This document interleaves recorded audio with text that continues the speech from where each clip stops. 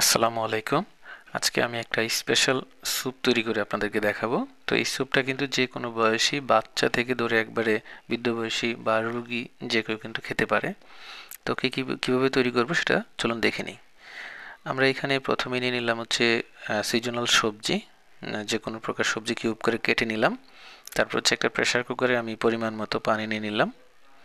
দিয়ে দিলাম 2 piece chicken broiler. এখানে আপনারা সোনালি বা অন্য যে কোনো মুরগি ইউজ করতে পারেন। দিয়ে দিলাম হচ্ছে লবণ, আদা রসুনের পেস্ট, দারুচিনি, এলাচ, লেমন জুস, তারপর হচ্ছে দিয়ে দিব হচ্ছে সয়া সস। আপনারা এগুলাই কিছুটা স্কিপ করতে পারেন। তো সবগুলো দিয়ে আমি জাস্ট 6টা সিটি বাজাবো। সিটি বাজানো হয়ে গেলে দেখতে পাচ্ছেন চিকেনটা এরকমভাবে সিদ্ধ হয়ে যাবে এবং চিকেনের যে পানিটা বা স্টকটা সেটা কিন্তু তৈরি হয়ে যাবে।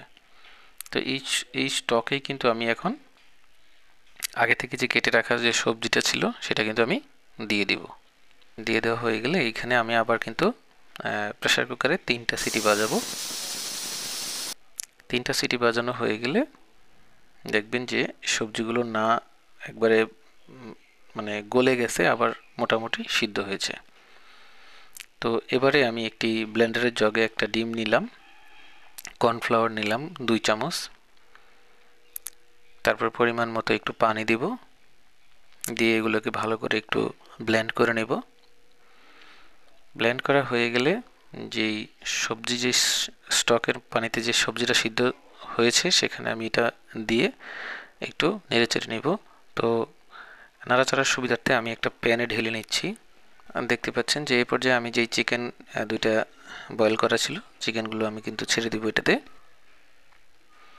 আমার মনে হচ্ছে একটু লবণ লাগবে, আমি আর একটু লবণ অ্যাড করতেছি। দিয়ে দিব হচ্ছে সাদা গোলমরিচের গুঁড়া বা হোয়াইট পেপার, আপনারা ব্ল্যাক পেপারও দিতে পারেন, সমস্যা নেই, অথবা কাঁচামরিচ দিতে পারেন। তো আমার কাছে একটু আরেকটু ঘন করা দরকার মনে হয়, সেই জন্য আমি আরেকটু কর্নফ্লাওয়ার গুলিয়ে দিচ্ছি। কর্নফ্লাওয়ারটা দেওয়া হয়ে গেলে এবারে দিব হচ্ছে বাটার। আপনারা বাটার অথবা ঘি দিতে পারেন, এতে করে কিন্তু স্যুপের স্বাদটা কিন্তু অনেক বেড়ে যাবে এবং পুষ্টিগুণটাও কিন্তু অনেক বেড়ে যাবে। তো আশা করি রেসিপিটি আপনাদের ভালো লেগেছে। যদি ভালো লাগে আমার এই ইউটিউব চ্যানেলটাকে সাবস্ক্রাইব করতে পারেন, আর যদি ফেসবুক থেকে দেখেন তাহলে পেজটাকে ফলো দিবেন। কথা বলবো পরবর্তী ভিডিওতে নতুন কোনো বিষয় নিয়ে। আরেকটা রিকোয়েস্ট আপনাদের কাছে থাকবে, সেটা হচ্ছে আপনারা বাইরে যেতে অবশ্যই ঘরের তৈরি খাবারটা বেশি খাবেন। তো ভালো থাকবেন সবাই, সবার সুস্বাস্থ্য কামনা করে বিদায় নিচ্ছি। আল্লাহ হাফেজ।